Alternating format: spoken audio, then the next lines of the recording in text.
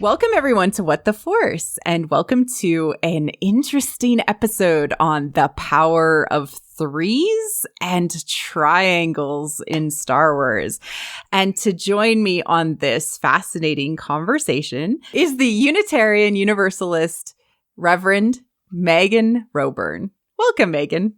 Thank you. I am delighted to be here. And we've been sort of friends online for a while. Mm-hmm. And we actually got to meet each other in person. And we got into this really, fascinating conversation in person. And I kept on being like, I need to have you on the podcast. And then like Tross happened. And we were both like, oh God, we can't talk about this topic right now. Because we were both kind of like in not the right headspace to kind of talk about something that I think is really fundamental to Star Wars, but is not really talked about all that much. Yeah. And, and I think for you and I both, it's very much part of our professional work. Mm-hmm. And so that for me was why it has been so hard this last year, because I've been doing a lot of reprocessing and reevaluating. And just in the last couple of months have I been able to talk about it again at a level that's not just pure emotion. Yeah. Like I've come to terms with a lot of things, but supporting a community who is, disappointed or, either couldn't handle what had happened, on a variety of levels, and also then going into 2020, which has been a very, very difficult year for everybody. Has been kind of hard. So although, this episode is being released in 2021, I do want to say, like, it's okay for you to mentally take time for yourself. Absolutely. Do what you need to do to take a break. And creativity comes from, first being able to live. And then having the mental energy to be able to do that, to do the work that you are engaged in. And both, I call Megan the Rev, so I'll probably call you the Rev. Lots of people call me the Rev. It's kind of my online nickname now, so I'm quite happy with that. But Megan and I had been, talking about doing this, but we had to give ourselves the space to be in the right space to do that. And that's perfectly okay. So I want to just give everybody the permission, if you're feeling down on yourself because you're not able to do stuff, that's okay too. So threes specifically in Star Wars and triangles, which are a visual symbolic representation of threes, right? Typically we don't think about threes as something that is apparent in Star Wars. We actually think more of binaries. Yeah. Light and dark side of the Force. I'm a rebel or I'm an Imperial. We don't necessarily think about that there is actually a third way, a third path even, a different way of thinking about things. And as I was starting to explore Joseph Campbell and start to understand more about, say, how George thought about the world, as well as how Joseph Campbell thought about the world, and really dig deep into what he was thinking, especially later in life, the goal is not to align to a binary, to be a perfect version of the light or an all-powerful version of the dark. It's actually to find your own path. That is what the hero's journey is. So it's this exactly middle path that is only made for you. On top of that, there's also this concept of transcendence that comes through in Joseph Campbell's work, which is that, we can only exist in linear time, understanding that things are either ahead of us or behind us. And in his work on The Mask of God, he talks about when you as a human finally understand what it's like to see through the eyes of God or all of eternity. And that is that you finally can see past the binaries that exist in your own life and are able to truthfully understand that all things are true. Because God themselves doesn't see things as forward or past or good or evil. It is God loves everything.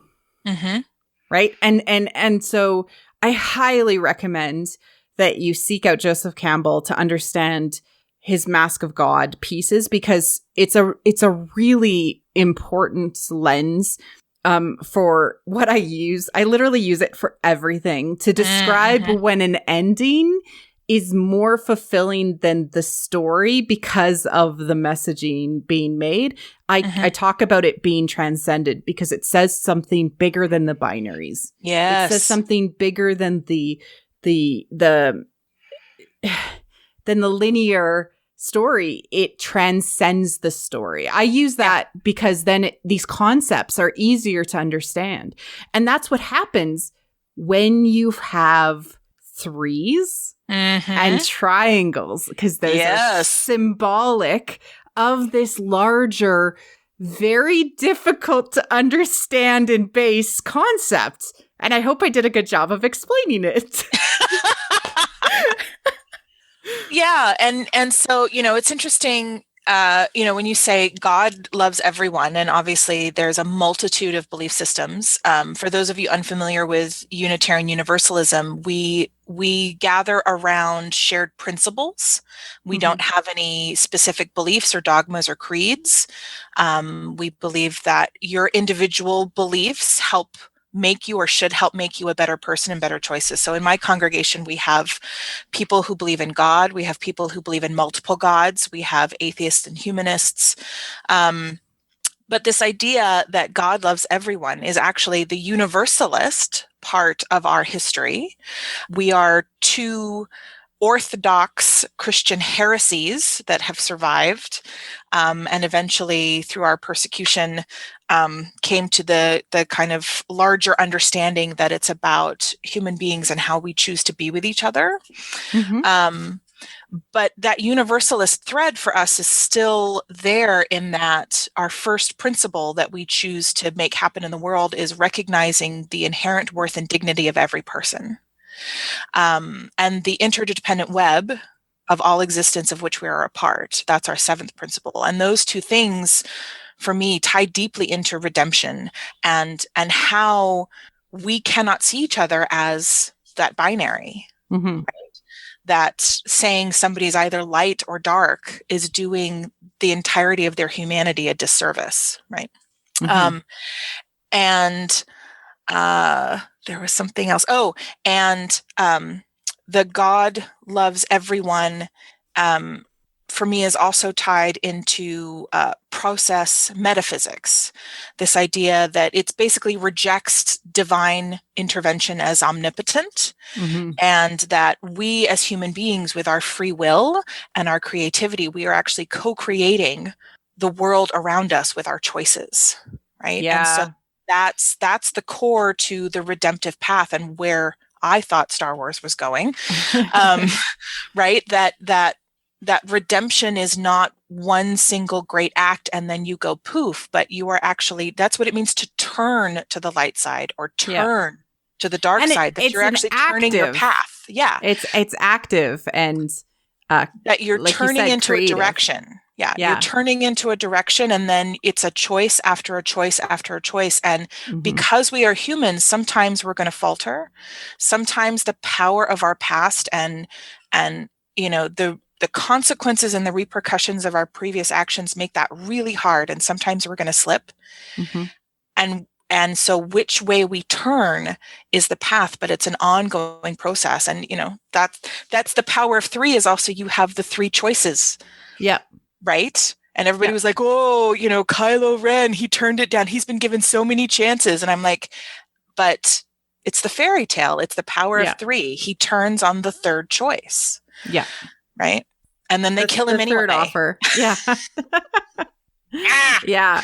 I'm not going to dig too deep into this because the frustration has already been vented many hours on this podcast. But I wanted to lift up how even that is a power of three. It is, yeah. That it's a deeply embedded, especially in our Western fairy tale culture, of the third time's the charm. Literally, it's one of our, it's one of our core, what are they called? Rules of thumb.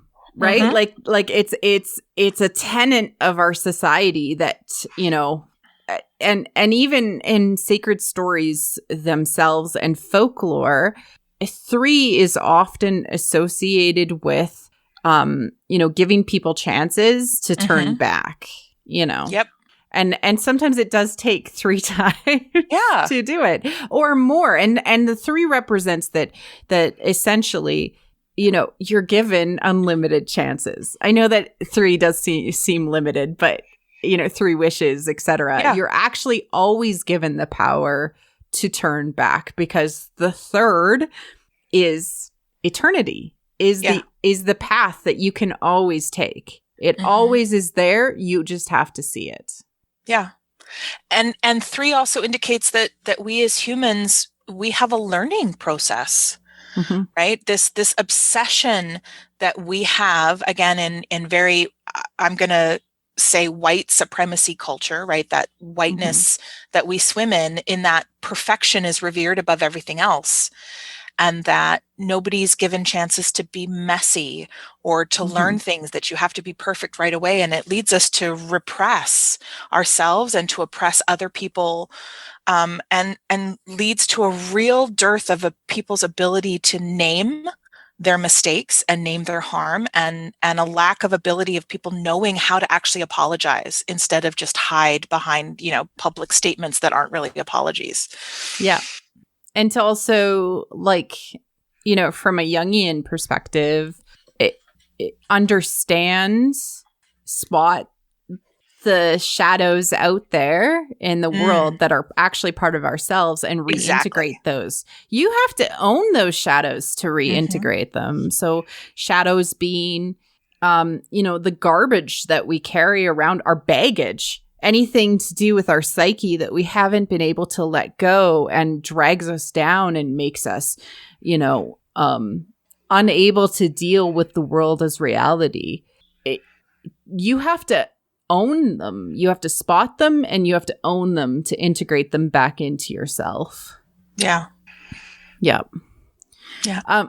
This whole thing is quite like a large societal framework. Like we use it in everything, in how we talk about the worlds. You'll maybe after this episode or you're out on a walk listening to this episode, you're going to start spotting 3s in your world, right? Everywhere. Because once that you become consciously aware of the structure of them and how much they influence our brain, in general, odd numbers are more aesthetically pleasing to us than binaries, which is interesting. 2s are the exception. We like 2s, we like pairs, but if you have a row of 4, it feels better to have 5 in there instead of a row of 4. There's something about the odd number that pulls our brains in. I don't know why. Well, and there's also, I would offer up a thought experiment for anybody listening to this, in that even when we are attached to pairs, I would offer up that there is almost always a 3rd point stabilizing the pair. In some form. And, we'll get into a little bit of loosey-goosey stuff. Most people, when they are talking about family systems theory, it's a 3rd person and a triangle and whatever. But when we think about how, even people who are coupled, right? There's oftentimes the difference between a couple that can last a very, very long time and a couple that is very well matched, but doesn't make it can be due to an outside stressor or a third point, right? Stable income, some sort of economic privilege or social privilege versus, two folks who, for whatever systemic oppressions, can't ever get enough money to survive. And so much about the stability of pairs, which is essential to family systems theory, is about what is the third stabilizing point, even if we're only seeing two people or two whatever. There is either a concept or a stressor, like you said, that is pulling the triangle down or lifting it up. Yeah. And that could be, like, the third point could be, they don't need to pay for their own housing. Exactly. Because they've had a privileged life. Right. Or they've had, they have a family set up that removes all of those things that would normally put stress on their relationship. Yeah. And pairs are important. So I want to be really clear that when we talk about pairs, because people can project a lot of assumptions about me because I'm an ordained clergy member. So families come in all shapes and sizes. Yes. And so when we're talking about pairs, I want to be clear, I'm not talking about two people who are monoamorous, right? So even people who are in a polycule or a polyamorous family, there's still relationships existing between sets of twos, which then expand and interact and whatever, but you can look at each individual pair and what's pulling on them. But I wanted to acknowledge that my denomination is much bigger than the traditional corrupted. I want to be very clear. I consider it a corruption of a lot of religion, of what people place on me when they hear that I'm ordained. So, well, and it's like not my place to judge what works for other people. Exactly. It's always been kind of like my thing. Like my relationship is my relationship, but what works for you could be entirely different. And, that's because, again, it's your own path back to that. And for us in our denomination, it's about consent, right? If and the agreements that people make with each other and the trust. And if it's consensual and agreed upon, that's beautiful, right? It's us living the fullness of our lives. Yeah. Because all you can do is and it's not for everyone. It's not for everyone. But all you can do is go down your own path, and whatever that involves, it needs to work for you and be agreed upon with the others that are walking down paths that are near yours. Yeah. So I think that, when we had our conversation last year, one of the things that really defined and helped me understand this binary that exists in Star Wars and going beyond it was the concept of selfishness and selflessness. And it's something I've struggled with for a really long time because it's literally a quote that George taught, like a way of thinking that George taught Dave Filoni. And so very much defines much of the story that is now coming out in the Star Wars world, right? And how Dave will put it is, the light side is being selfless. You are compassionate. You have love for others. You think about community. You're trying to help others around you. And then selfishness is, it's all inward focused. I want things for myself. I want to protect myself. I want, power to control things around me, right? So those are kinds of the binaries, light and dark. The thing that he never quite gets to is the third part of this. Which is, and as you explained it to me, is the self. And that they are also the third point in a triangle. You have the selflessness, you have the self, or you have the selflessness, you have the selflessness, you have the selfishness, and you have the self. And the thing, because no person can be 100% selfless. You would choose not to eat to give your food to another person. Mm-hmm. You would choose to give up everything that you have. The world would be better if you just died, right? Mm-hmm. Like, that's the idea. Yep. But to exist in the world, you must find some sort of middle point between these two binaries, or you cannot exist. Yep. You need to be able to eat. That is a selfish action compared to all of the other actions that you could take. And the balancing thing, the finding balance in yourself is the balance between the selfishness and the selflessness.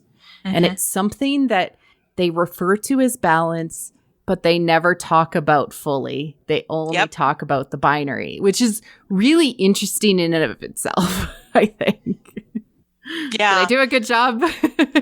So I was given the selfishness versus the selfishness, creating the self from the Gamaliel Foundation, which is based out of Chicago, that does training in grassroots organizing.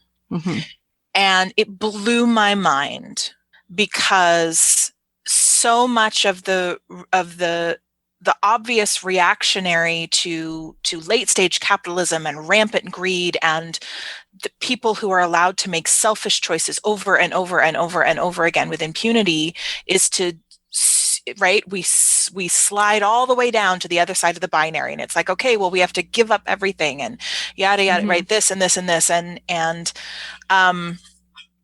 then that's when we end up with the giving tree, right? With the people and almost always the people who are systematically oppressed, right? What's the giving tree for people who might not so be aware Shel of that? Silverstein's book about a little boy and the tree just every time the boy comes and asks for something, the tree keeps giving and giving and giving until there's nothing left.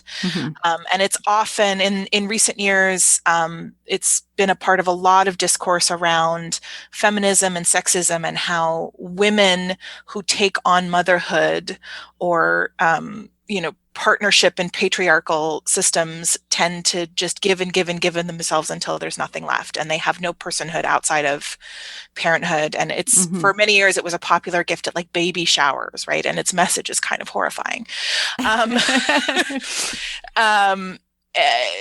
Which is not a knock on Shel Silverstein. I'm using it as a point of reference of that's what happens when you skew all the way to selflessness without any sense of who you are. And that it is almost always the people of color, the indigenous people, the women, folks who have less power in the existing system who are asked to be selfless more often.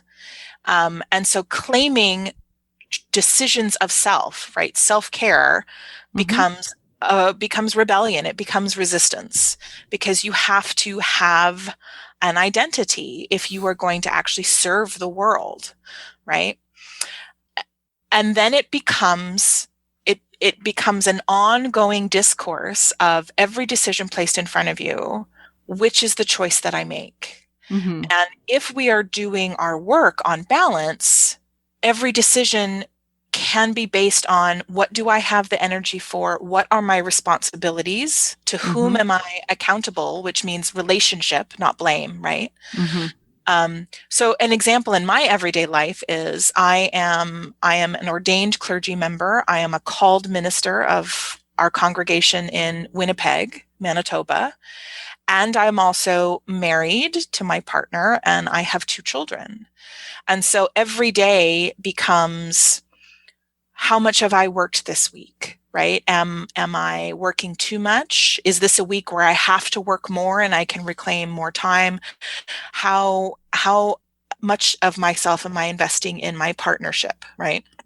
Knowing that my partner fully supports me, but I made promises to this person, right? I made the decision to have kids. It was a choice. Right? A privileged choice for sure, but it was a choice. I have, by having the children, I have promised to have a relationship with them and care for them and find ways for them to thrive. And I have these promises with my people in my congregation. And so every decision becomes, how do I make sure that I'm making selfless choices and selfish choices so that I can thrive as a person and do the work in the world and love people, right? That is what true balance is.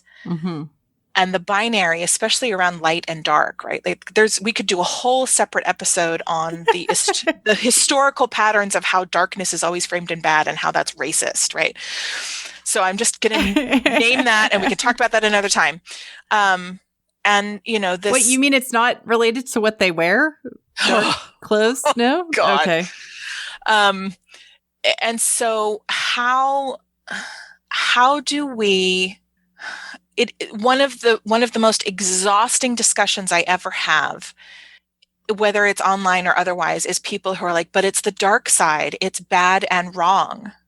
And I'm like, so like there's a very fine line between anger that we use to fuel our drive for justice, right? Like you cannot tell me that those of us who are going out in the street and risking our lives with rubber bullets and tear gas and yada, yada, yada are not driven by some form of anger, right? And the very fine line is, how do we use any of our emotions? Because all emotions are normal, right? Some emotions are positive and some are negative, but emotions aren't inherently good or bad. And so how do we make choices about the emotions within us, right? Like one of the things I loved about The Last Jedi was Rey is allowed to get so angry. Oh, yeah. She's allowed to get so angry, right? Yeah. Which women in general are in pop culture media are not allowed to do that a lot without it becoming the bad, right? The dark side, the descent into blah, blah, blah, blah, blah.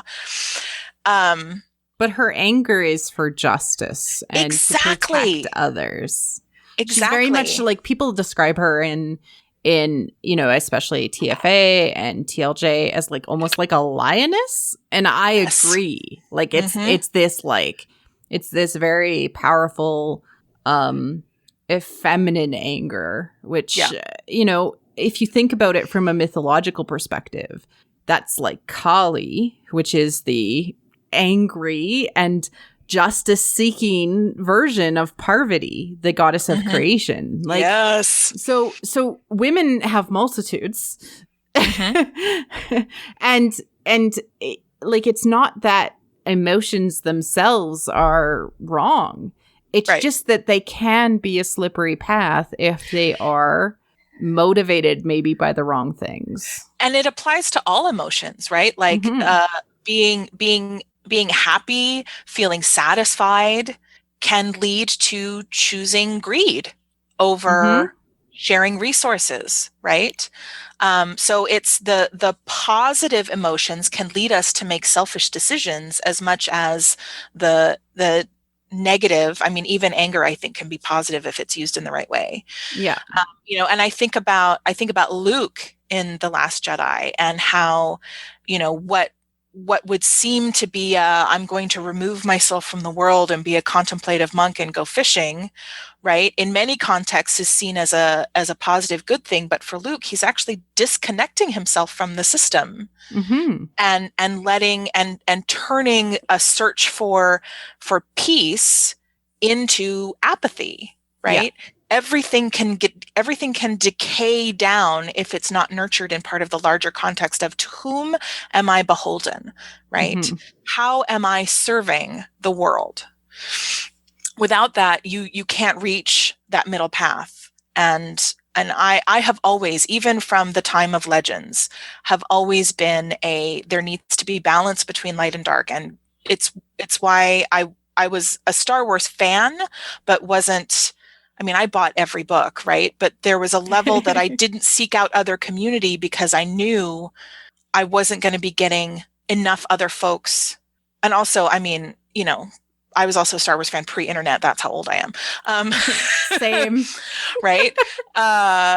Yeah. But I always felt very alone in having this understanding that balance means something that Star Wars wasn't willing to actually go to, right? I even thought they were going there with Jason Solo, and then, oh, look what happened, right? Like there's a failure of nerve in the mythology to actually name what balance might be and what it could look like because of a fear of not seeming pure. Yeah. Yeah. Right? But like there have been like instances, and like why I love the Legends of Luke Skywalker so much is because so good. of how handles the concept of balance and darkness and redemption in essentially folklore legends, right? Yeah.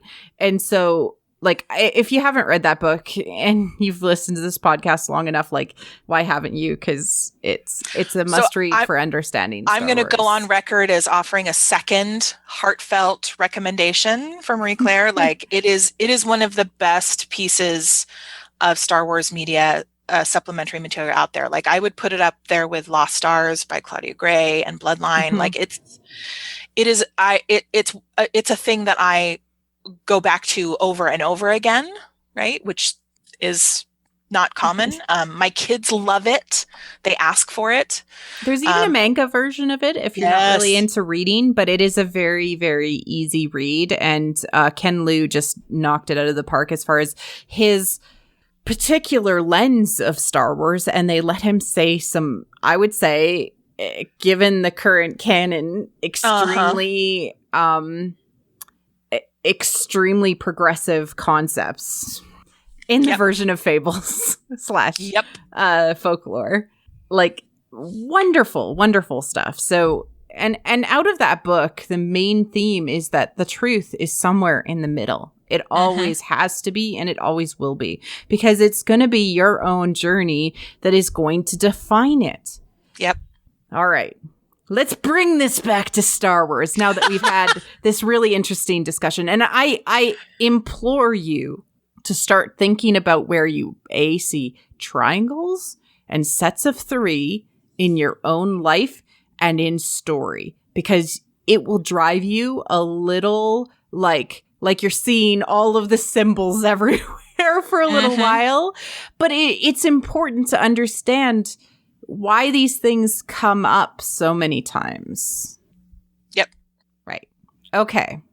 The biggest mythological version of a 3 in Star Wars is actually the father, the son, and the daughter, which is from the Mortis trilogy, but is also pulled in representationally into Rebels.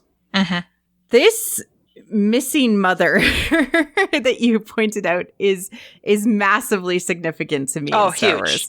Yeah. I have this like open question about it. So maybe we'll have to have a different conversation at some point in the future. But what it is that it is the balance between our two, light and dark representatives, male and female, even selfishness and selflessness, all of the balance symbolism that exists within Mortis, life and death, growth and decay.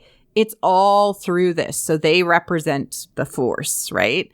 Yeah. But the father is like the cosmic force, the thing that is the middle way, the decision, the self of the universe. Fascinating. Yeah. Yeah. Oh, man. Okay. So to dig into it, first we have to establish, like, what do I mean when I talk about triangles in family systems theory? So family systems theory, a triangle, 3-person relationship system.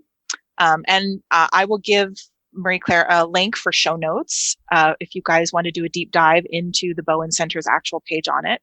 A lot of what I'm sharing with you is going to be right there on that page. So triangles are the building block of emotional systems. Why? Because they are the smallest stable unit of relationships. And I find it fascinating that Abrams and Terrio went with the word dyad for Rise of Skywalker, because that's actually the word that family systems theory uses for a pair, is a dyad. A dyad is inherently unstable, right? 2 points in the relationship are inherently unstable. They can't handle a lot of tension. In order to handle the tension, a third point is added. In core systems theory, where we're talking about relationships with people and psychology and counseling, it's usually another person. When we get into mythologies and story and even congregational life, you can end up with points that aren't people. And we'll get to that in a minute. A triangle can hold tension, can hold more tension, because the tension can move around the 3 points in the way that 2 points can't. That said, the tension still has to be dealt with, or else it will become untenable and more triangles will get added on to the original one the whole. to spread the tension, right? Yeah. So spreading the tension can stabilize the system temporarily, but nothing actually gets resolved. So you may hear people say, oh, I'm being triangulated into this fight between 2 of my best friends, right? Triangulation is almost always framed as bad when in terms of conflict resolution in family systems. However, because a triangle is a stabilizing unit, it can be used for good. So I think about marriage counseling, right? A couple who is willing to do the work goes to see a counselor who's a neutral party who's trained, a mediator in any sort of other conflict, right? 2 people going to civil court and dealing with the judge. And there's a whole other layer of what other oppressive systems are going on in a white supremacy culture court system. But the idea being that if you can get the system stabilized, you then have an opportunity to either avoid it completely, conflict avoidance, which many of us are quite good at, or to do the work to resolve it. So that's when I talk about family systems theory and triangles, that's what I'm talking about. The father, the son, and the daughter. Yes. I would posit, is a triangle in which they are being conflict avoidant. Yes. And so I've gone back and forth because I think the missing mother is really important. I would posit that they are incapable of resolving the tension because it's the father and not the parent. That the missing mother is the element that is preventing them from actually resolving the missing feminine, the missing divine feminine. They're incomplete, right? The father is incomplete because he is the father. He's constrained by gender roles and gender assumptions and whatever. But because it's not a parent guardian role, it's a smaller restricted role, and he is incapable, right? He spends almost the entire arc just being like, why can't y'all just get along? And he's trying to draw in Anakin to replace him and the impasse. He's forming a new triangle to relieve the tension because he can't get the son and the daughter to come to a balanced understanding of each other, right? Yeah. It's like, if I were still in seminary, I would have written a paper on it. So like if instead of the father bringing in Anakin, he had brought in a counselor to counsel the relationship between his children, it might have actually done some work. Well, and I would offer up that him going to counseling and integrating his own shadows. Oh yeah. Right? Bringing the whole of himself, integrating the divine feminine back into his life and becoming bigger than just the role of the father. Yeah. Would have allowed him to serve his children, right? Because there wasn't like the nurturing aspect exactly in his nature, right? So like, and in many ways he relied on the daughter to nurture the son, which is a backwards like relationship from a requirements perspective, Yeah. A failure of being the role of parent, projecting things onto her that she has no responsibility or obligation to take on. Right? It's I mean, we see parents do that all the time, right? Making their kids act like adults before they should have to. Yeah. because they don't want to do the work. And then the son also, like, as darkness does, sees all of the negative things that the father has done and accentuates them. Yep. Yeah.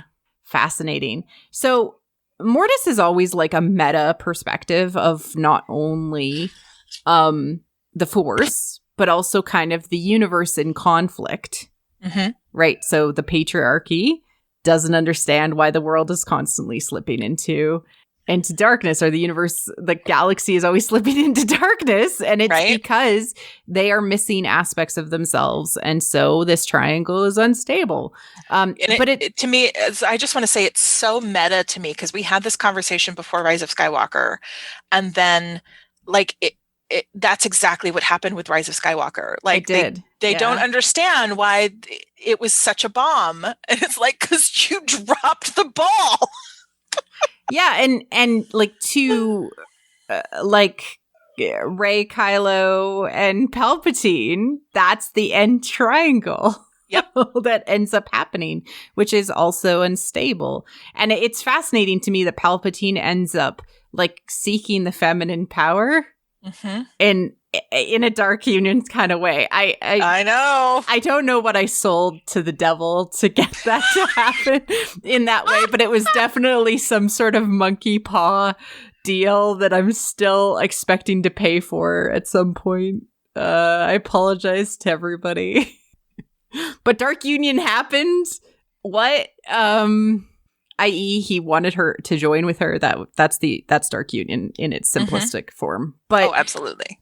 But, and then the hero comes in and unstables that dyad. There is now a triangle built, right? She is still, in the end, unstable on her own, right? Yep.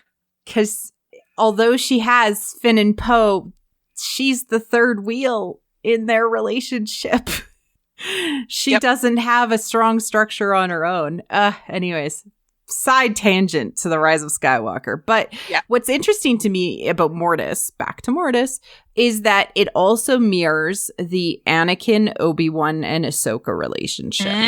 Right? So this is where Mortis drives me crazy, and I talk about it a lot. I'm like, I watched Mortis again and I went temporarily insane.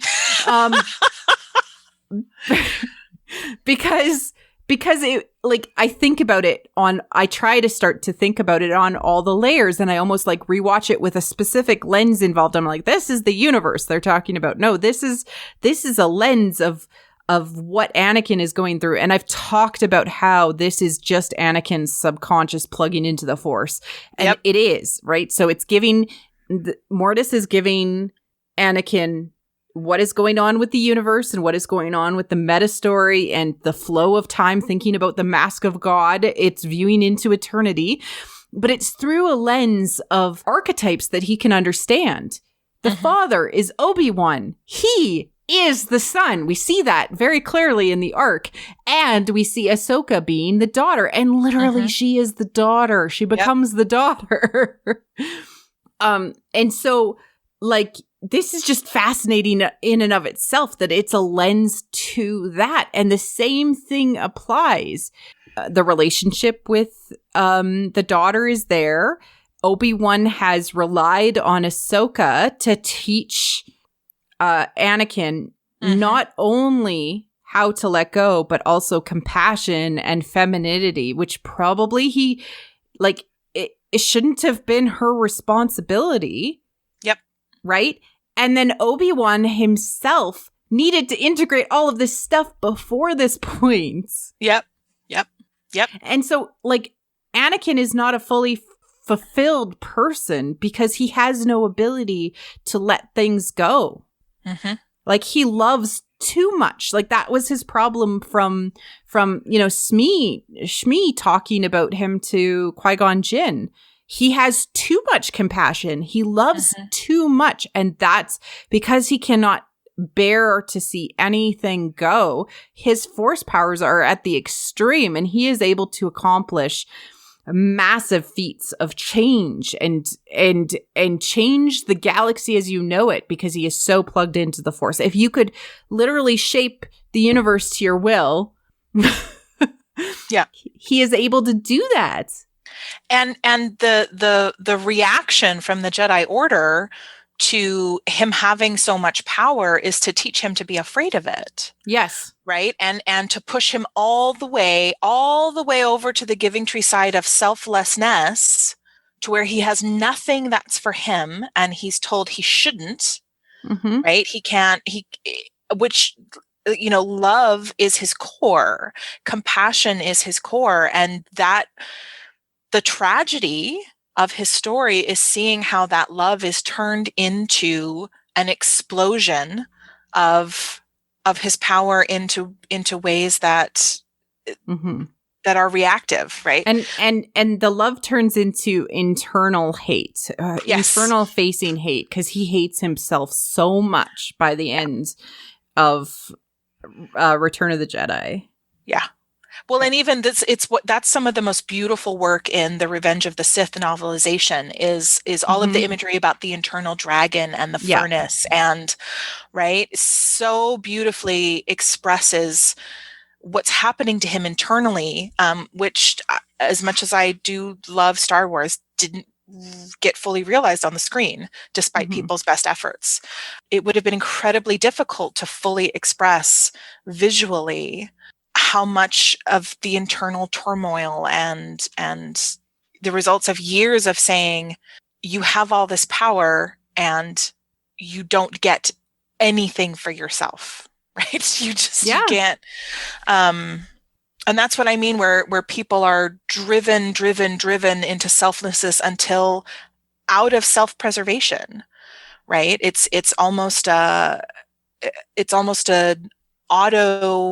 autonomic reaction, right? It's not a choice. It's just, okay, I'm done and I'm going to blow up now.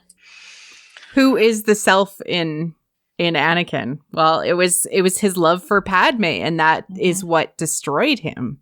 Yeah. Because he couldn't have that in his mind. He had been trapped by everything. Yeah. Yeah. Yeah. Moving on to Luke and Vader and Obi-Wan. Well, so I do want to make one point before we move on, which is we have the Anakin, Obi-Wan, Ahsoka triangle, right? And before we had Clone Wars, right, the relationship between Obi-Wan and Anakin is so unstable in both Attack of the Clones and Revenge of the Sith. Right. And that to me just proves the point of how Ahsoka is the third point in the triangle. Yeah, right? and it stabilized, but it was avoidant stabilizing. It was avoidant stabilizing, but the two of them are much more volatile. And in the Phantom Menace, right, the stabilizing point is Qui-Gon, and he dies. But for me, that's why when Anakin slays the villagers in Attack of the Clones, he hears Qui-Gon, right? The memory of that stabilizing element, that lost future of what might have been, right? Yeah. What could Qui-Gon in that stabilizing triangle done for Anakin and for Obi-Wan if he had been allowed to live, right? Yeah, because even if Obi-Wan had still trained Anakin, Qui-Gon would have been there as a third point for both of them. Yeah. Right? This ties very much into, like, what is the true meaning of the Duel of the Fates, which is Dave Filoni has talked about it in the gallery episodes for Mandalorian. He said, and I just thought this was common knowledge, so I apologize to Dave if this is the first time he's actually said it, but it's because it's the outcome of who would train Anakin. Would it be Qui-Gon or would it be Obi-Wan? Because Qui-Gon was a person that might have understood his relationship with Padme, would have been of somebody to lead in maybe a change to the Jedi, and would have understood not only the struggle that Anakin was under, but also tried to rectify things once they were past the current crisis. Although he wasn't trying to free slaves, I doubt that he would just leave slaves to exist. He would come back, you know? So there's a lot of interesting, what ifs in the world of Star Wars. Yeah, absolutely. Okay, original trilogy now. OT. Obi-Wan, Vader, and Luke. The original triangle. Yep. Because it's not only because it's originally just Obi-Wan and Luke and their relationship, but Vader is there as the shadow, the thing that is the lie between the two of them, or the conflict. So I'm also going to offer that the original pair in that triangle is actually Obi-Wan and Anakin. Yes, of course. And then however many years... And Luke is now the third point into which the two divorced parents are sharing their story of the divorce and making the kid choose between them. Yes. and right, yes, there's Obi-Wan and Luke, you're talking about Empire Strikes Back specifically, yes. But Obi-Wan never told you the truth. Right. But in the whole trilogy, we don't learn that they're the divorced parents with the competing sides of the story. But yes, it's in the first one, it's very much that Luke is meeting the old sage and going on an adventure, and here's the other point, that you're gonna focus all of this energy on your coming of age onto this representative of evil in the galaxy, right? We're going to turn you into a justice fighter. Focus your anger here on this point in the triangle. Yes. And then later we learn it's actually much more nuanced, right? Exactly. But that's also how I think that's important to understand, that a triangle is often a pyramid, that you can turn it in different ways depending on how you want to look at the relationships to see even the additional ways that things are interlocked and interconnected. And often a trained counselor or mediator has to do that if they're going to make any headway in resolving it, because there's so much enmeshment, there's so much projection, there's so much this happened and this happened and this happened, right? Yes, exactly. Luke, Leia, and Han, which is a unstable triangle until Luke finally understands his relationship with Leia and is able to just become supportive of the relationship between Leia and Han. Before that, it is constantly in tension. Yep. Right? Because every side of that triangle loves each other in different ways, right? Yep. And it's just a fascinating thing, because trios don't get along unless they all understand why they're in it together. Yep. Right? And someone maybe takes a step back from the core relationship of that pair, right? That's whew. Well, that's one of the other functions of triangulation, is that at any given time, 2 points of the triangle will be the insiders and a third point will be an outsider. And as tension increases, one of the two original points will try to draw in the outsider onto their side to make the other one feel like the outsider, right? And boy, we witnessed that in A New Hope, right? Do you think a princess and a girl like me? No. Right? And I would definitely Leia is the outsider at first, even though Luke sees her message first, and it's the two boys figuring out who they are with each other in relation to this outside woman, which is super annoying, but whatever. And then in Empire Strikes Back, you have Leia and Han together and Luke. And Luke, but I would also argue whoever is closest to them on the base, whether or not they even know their name.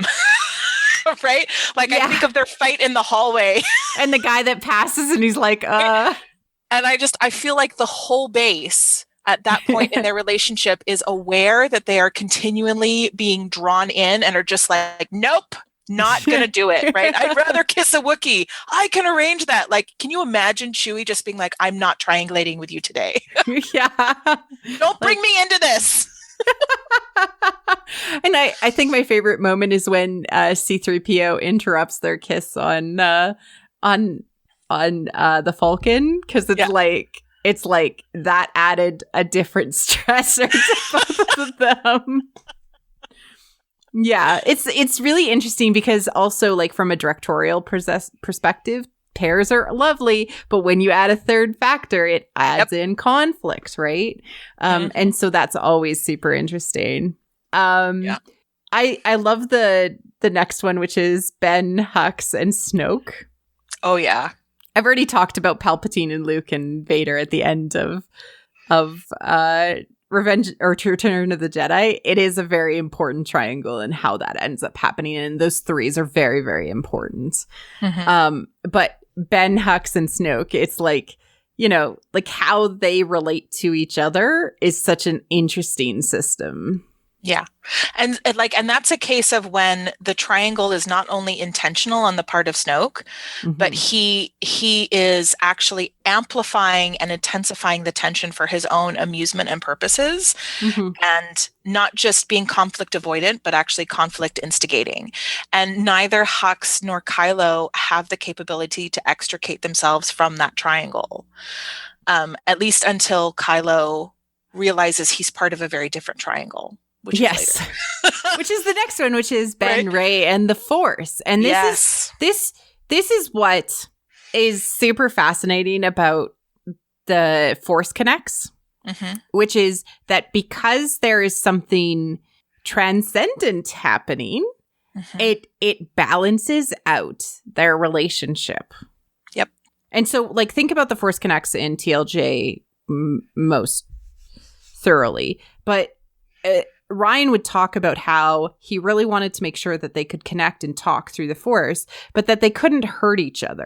They could only talk. They could only talk. They could only talk. They could only talk. And it's like the Force was a counselor for the two of them. Exactly. I've been saying it for months, right? The Force was acting as a conflict negotiator, as a mediator, and saying, okay, I'm putting you both in this room and I'm going to put you in the get along shirt, and you need to make eye contact and you need to talk about it. Yeah. Right? And so that's why that experience and that from both of their character perspectives, it works so well. And so a successful triangle between the three of them would have been, something more mystical related to them as an outcome, or they continue on their path and end up having a child, as an example. If that was for them, or they continued on their path and they continued to have a more Force/mystical transcendent connection. Also cool. That would have been a really amazing way to handle that, because without the third aspect, they were constantly in conflict. Yeah. And again, that's part of the what are the extenuating circumstances of a dyad, and I use that in the family systems definition, right? Yeah. Of the pair, the tensions that mount and escalate, and you need the third point to relieve the tension. And this is, I think, why enemies to lovers is so important, right? Is that you have two people who in the story are clearly very well matched, and how are they going to overcome these extenuating circumstances that have actually put them not just in, rival conflict, because rivals to lovers is very different from enemies to lovers, but enemies, right?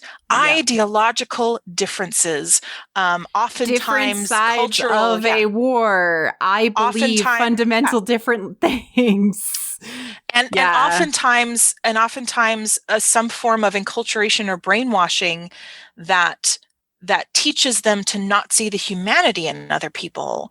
And the enemies to lovers is actually teaching them how to break out of that, right? Enemies to lovers is about freedom and liberation.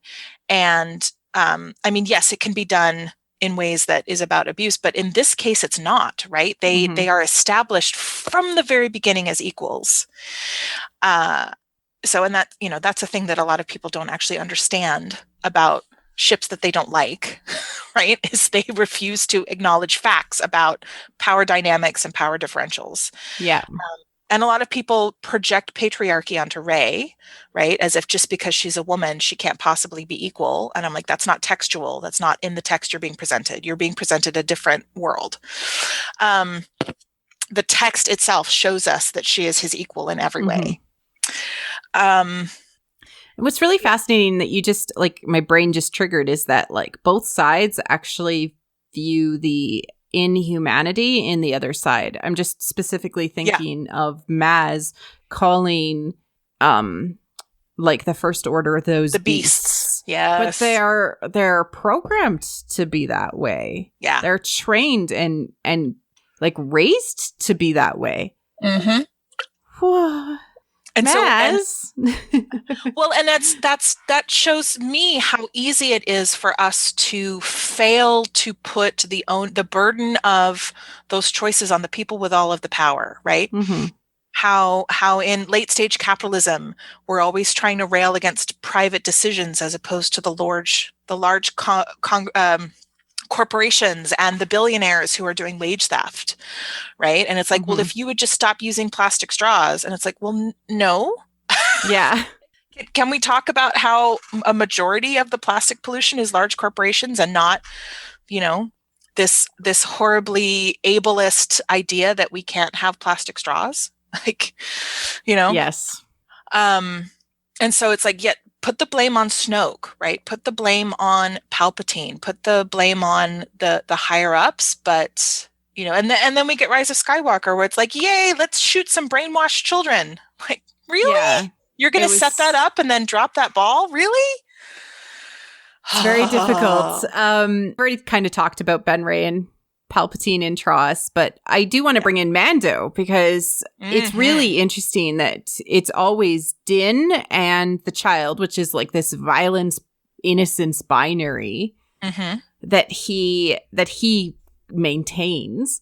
And then once the child is missing, then there is a replacement of two people to make a triangle. This last episode, or the episode, we're not done the season when we're recording this, but and it's very much the that's one of the ways that Mandalorian has kind of stayed with the Western tropes, right? Is that it's the two people, right? So you've got the Mandalorian and you've got the child, and they're both very non-communicative, and they're both like, the Mandalorian is very, I don't have emotions. I'm just doing my business. I don't express things. Yeah. And so it requires the third point in the triangle, which for the first however many episodes, up until chapter 14, where we lost Grogu, is always an outside point on the triangle. It's somebody else who's forcing the two of them to interact and communicate, and it's forcing Mando to realize, it's the third point in the triangle saying, are you going to let a child watch this? Right? Yeah. Yeah. Are you, is this what you're planning on doing? What I really did want to point out at the end of chapter 14 was, we actually had a semi-transcendent moment, and I just want to, like, when he digs through the ashes and he pulls out both the spear and the ball. Yes. Because these are opposite things, but he is holding both of them as the self, right? So the spear is death and defense, right? And the ball is nurturing and caring and compassion and things, because it represents his relationship with Grogu. And he holds one in one hand and one in the other. Yep. And that is he himself being the self in the middle. Yes. That is his path. We have so good.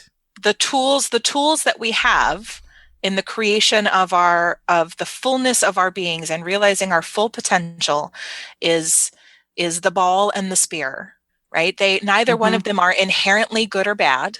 Yep. And they are choices we make every day, multiple times a day, to navigate a path that keeps us healthy and thriving, and also allows us to help other people be healthy and thriving. Exactly. Right? How do we do yes and? Yes. Yes. Oh my. Palpatine and his current apprentice versus his future apprentice. I love this one so much. Because so we're taught, right? The line we're given is always two there are, the master and the apprentice. And what we find over decades of content is that Palpatine actually always has the third point of his triangle, which is the next apprentice when he successfully defends himself against the attack from his current apprentice. He's got one lined up in the wings, and so there's already there's a triangle built that maybe Vader is unaware of, or maybe he is aware of, right? In some of the comics, he's totally aware that that Palpatine is like, and even back to the EU, Mara Jade was the one that was in the wings. Right. And Anakin's not stupid, right? Yeah. He knows. He knows that he was set up to kill Dooku. Yeah. Right? And so of course Palpatine is going to repeat that process with him. And Dooku did the same thing with Ventress, right? Yep. He was prepping his person in the wings, and only when he was forced to destroy that did it break down the relationship between him and Palpatine. Eventually, the Palpatine was like, "No, can't trust you. Yeah, I'll have my new apprentice who is in the wings destroy you." That to me is an example of how we pass down family trauma from generation to generation. I mean, just putting aside how all of the secret keeping and the lies ended up all the way down, dumping onto Ben Solo. But, Dooku learned that from Palpatine, right? Yeah. Palpatine was like, I have survived all of these years because I'm doing this way. And so Dooku's like, okay, well then I'll do it too. Not realizing that Palpatine was going to get to him first. But that I love Dooku, and that's also an example of his own arrogance in that he did not realize until Anakin was about to kill him that he had been set up, right? And we know that in the novelization, but Christopher Lee also has that moment of realization on screen, where he's like, oh. Wait a second. Yeah. Oh, no. Wait a second moment. Yeah. No, and he does a really good job of being utterly shocked. And it's really interesting because Anakin's lightsabers, as he's like surrounding Dooku's head, actually form a triangle with the light and the dark on each side. And the decision is to, make a certain action happen. Triangles are everywhere. Everywhere. They're everywhere in Star Wars. And actually, the Art of the Mandalorian book actually had this really interesting note. One of the artists was talking about how triangles and circles are really visually appealing and mean things. And I was like, really? I think it was referring to chapter 14, but yeah. That's awesome. Triangles and circles. Yeah. And then I also, we have the very obvious on-screen triangle between Rey and Ben and Palpatine and Rise of Skywalker. Yeah. But I think at that point it's Rey and Ben with Palpatine as the destructive conflict instigating point of the triangle. In the same way that Snoke doing that to Hux and Ben, right? We know now, God help me, that Palpatine was actually pulling the strings on Snoke.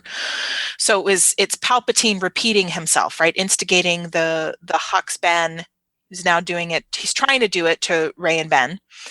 But with the whole history, right? It's actually Palpatine grooming Ben his whole life and having this influence over him, and Rey, through the actions of the Force, because we know that they've been connected for years, right? Because of comics where they're feeling each other. It's actually the Force creating the dyad between Rey and Ben as an attempt to pull Ben out of the toxic relationship with Palpatine.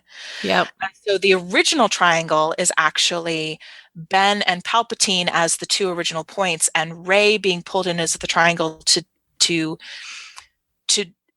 spread out the tension and to try to pull Ben into the primary dyad making Palpatine the outsider so that he's that much easier to kill. And then, of course, one of the reasons the story hits so wrong is that it feels so wrong to us for us to get all the way to the end of that and have the abused hurt one die. Yeah. Right. Yeah. And for somebody to have made all the right decisions the way that Rey has, right? To have used her anger well, to have done everything she was supposed to, and end up so desperately alone and regressing back into, I can't have any emotions because they'll hurt me. Mm-hmm. Right? It's so wrecking, and not in a cathartic, good storytelling way. It's just terrible. It doesn't reach that transcendence that we're hoping for. It tried so hard. And was written by people who clearly fundamentally did not understand. Yeah. Right? Nothing is transcended. Nothing changes. The First Order still exists. The trauma is still in the galaxy. Everything's just going to repeat itself. Therefore, no cycle was broken. Yeah. Nothing transcended the binary into new learning or understanding. The hero's journey has failed, right? The hero's journey is, you start in the place where you are selfless in the community, and you are young and a child, and you descend down and outward and upward, learning what selfishness is. Mm-hmm. And then you bring that new learning back, creating the middle path and changing your previous world, changing your community with knowledge from the outside, allowing people and folks to thrive, the freedom to live. Yep. And to understand that the elixir is always that there's a new way. And sometimes the community is selfish, right? So sometimes it's the reverse. The selfish community, they learn what selflessness is, or what community is, and that's the elixir. It's always to understand the opposite side of yourself, to find a new path that's good, that's better and more whole and balanced. Yeah. Yeah. And so we do have several, like, although we've been primarily talking about threes, we've been doing them symbolically as triangles because it's easier for us to talk about them that way. Mm-hmm. But there are actual triangles in Star Wars too. Yes. Like Malachor, and like the Sith holocron that is found there from Rebels, right? So yeah, it's actually like a pyramid. You mentioned the 3 pillars of the Jedi.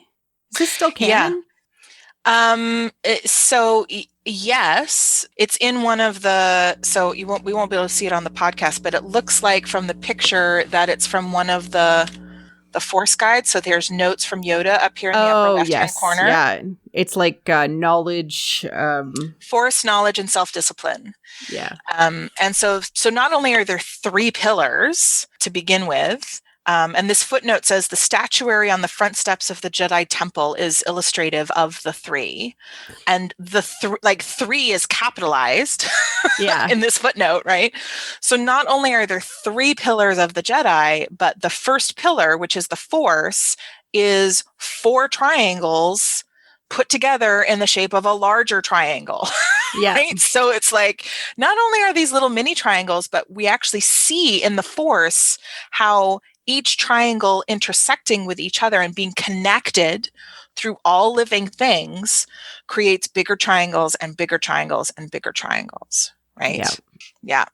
I think this one is actually still fuzzy canon. Like the Sith, the book of the Sith and the Jedi book are both like soft canon because it's like Palpatine's writing all over the Jedi book, and like it's a little like what, like, okay, but the ideas there haven't been, say, necessarily disproven by anything. So yeah, I love that image of, it's like, it looks like a Triforce from Legend of Zelda, but I love that idea that like, you have 3 systems, they themselves have all connecting points, and they themselves make a triangle, but could be part of larger connecting systems that also make triangles. Yep.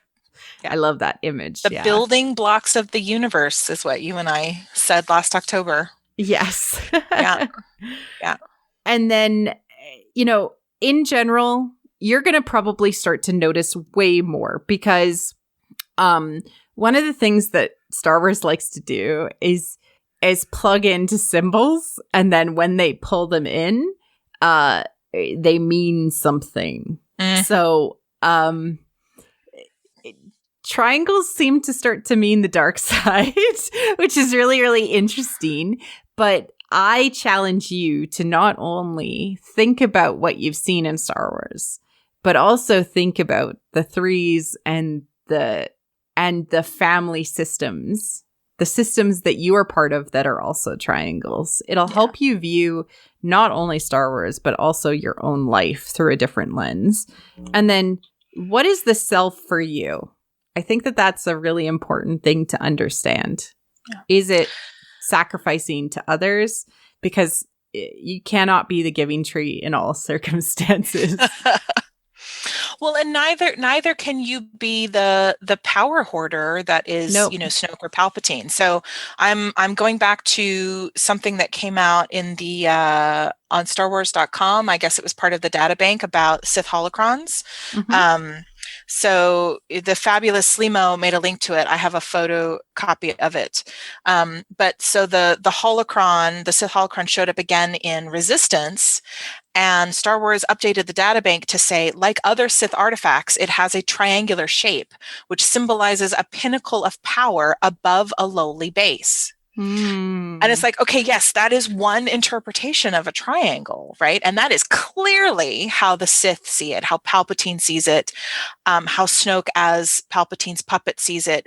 They have literally enacted that in how they work with their apprentices, how Snoke works with Ben and Hux, right? Where they are the pinnacle of power over the lowly base. And so for me, this just proves how much every human, whether in the story or not, has the choice on how to see the situation, to make that decision between selflessness or selfishness, right? If you are set that you are a person who is entitled to enormous wealth and enormous power, your decisions are going to come from that. If you are a person who believes that your only worth in the world is to give of yourself as much as possible, and that you're not worth anything in your own life, you're always going to choose the selflessness, which is how we end up with boys like Ben Solo thinking, well, guess I'll just die. Yeah. Right? Or I'm thinking of in She-Ra at the very end, how powerful that message is that Catra tells Adora, you are worth more than what you can give to other people. Yes. Right? Like, what? Yes. Why? And that, Why like, is the end of She-Ra is so transcendent, not only for transcendent. Catra pulling She-Ra out of her own darkness, right? So there's so much visual symbolism going on. It's wonderful, but also that conversation with the old She-Ra who tells her that she is more than just her sacrifice. She is valuable as herself. And you are valuable. I am valuable. Yeah. And how in that particular mythology, light is often the source of destruction. Of destruction as much as anything else. So like when Catra is pulling Adora out of her darkness, it's literally pulling her out of the lightness that is killing her. Yeah. Right? Like, yes. But going back to Star Wars, it's very much about what is the default perception that you are coming into the decision with. And too often people are not willing to confront that mindset and to listen to other points of view. What we have here is a failure to communicate. You mean right? Padme's line? Like, this war comes down to an inability to communicate. It's like, yep. And I think about the conversations between Rey and Ben in the Force Bonds, and how having to talk to each other, having to understand, right? Rey goes from murderous snake and you're a monster to, oh my God, did you try to kill him? Right? Like, and the turning point for her is when she says, you're a monster. And he says, yes, I am. Yep. Right. And that's the point where she goes, wait a minute. I didn't expect you to agree with me. Yeah. You know, Adam Driver's performance there, a lesser actor would not have been able to convey visually on screen how much self-hatred Kylo Ren has for himself and his choices, and how he feels like he has no escape because he's in an abusive relationship where he's told he's worth nothing than his ability to destroy things, right? And to make the different choice, he has to be shown an option where he is worth more, right? I feel like I've referred to the Force Bond as an escape hatch for Kylo before. Yeah. But that's what it is, right? Because it gives him a triangle built from a different perspective outside of the one that is with Snoke. Yeah. I mean, so I feel like the Force Bond exchange, to go back to Mandalorian, Rey, at before that, Ben only has the spear, and Rey gives him the ball. And before their interaction, Rey only has the ball, and Ben gives her the spear. Yeah. Right. And so how are we going to use these weapons? And how are we going to use this nurturing? Because you can't, right? You can't make good decisions when you only have one and not the other. Yep. It's so interesting. Thank you, Megan. Thank you. It's so fun. I know, me too. I love it. It's been a really amazing conversation, and it is something like I find personally very interesting that Star Wars talks about the binary all the time, the individual good versus bad, or this person's relationship with this person, but forgets the third points. To talk about it actively as a society, except for something that is a unhealthy power dynamic, like how the Sith view the world. So it is there. It's just all subtext. They want you to find the new path, like Luke in Return of the Jedi. He finds the third path. It's not join the Emperor or, die at his father's hand. It's I choose to give up. I choose to believe in you. I choose to give you the ball. I give you the power. I give you the love, and you now have both the spear and the ball. Yeah. Which now is like my new favorite thing to think about Star Wars with, which is like, are they giving us the compassion and the nurturing and the spear? Like, is that the story that they're telling us? Yes. I think so. And I think a lot of us learned a lesson with Rise of Skywalker that we have to be cautious and to be wary of a lack of courage on the part of a lot of upper level storytellers in the franchise. Yeah. So there's so much potential there, and I am hopeful. So I always tell my people, I say, I hope for the best and I prepare for the worst. Yes. And you can do both at the same time. You can. And not like active hope, like actually putting effort towards the most hopeful, best outcome from everybody. And also the preparing for the worst so that any fallout lands as softly as possible on folks. That's just smart planning for life anyways. Well, I think so, but who am I? All that being said, thank you, Megan, for coming on the show and finally having this conversation. Thank you for having me. It is an honor and a privilege. And where can people find you if they're looking for you and your stuff online, or if they want to learn more about what you do? Yeah. So I am on Twitter at RevHopePunk, all one word, no underscores or anything, at RevHopePunk. I am the called minister at the First Unitarian Universalist Church of Winnipeg, and we currently stream our services every Sunday. I'm just going to say for the record, any congregation or organization or religious body that is holding in-person services right now is morally unsound. And so you can find me most Sundays leading the services there. But most of my stuff, my random thoughts, will be on the Twitter feed, and I do everything on main. So you're going to get religion and politics in addition to fandom. So Yeah. But I appreciate it all, so that's why we're mutual. Yes, exactly. Thank you, everyone, for checking us out, and cheers. Thank you for listening to What the Force. I'm Marie-Claire Gould, your host. Our music is orchestral music by Christy Carew for What the Force. We have a Patreon at patreon.com/whattheforce. We would like to thank all our patrons, especially those who love and are obsessed with What the Force. Brad, Cheryl Bell, Melody, Night Huntress, In Wild Space, Felicia, How Rude, Anna Perez, Macau Mom, Neil, James, Joe Allen D, Christian Luca, Josh Johnson, Scott C., and Susan. Make sure to like and subscribe on YouTube or leave a 5-star review on iTunes or other pod apps. It helps people find the show. Check out our other channel on YouTube, What the Fiction, for all sorts of other types of fiction. You can connect with us on Twitter at WT Force Show, What the Force Podcast on Facebook, or our website, where we have expanded our content to include reviews, metas, and articles, whattheforce.ca, or on our new Discord. Links are in the liner notes. Feel free to reach out and start a conversation. Cheers.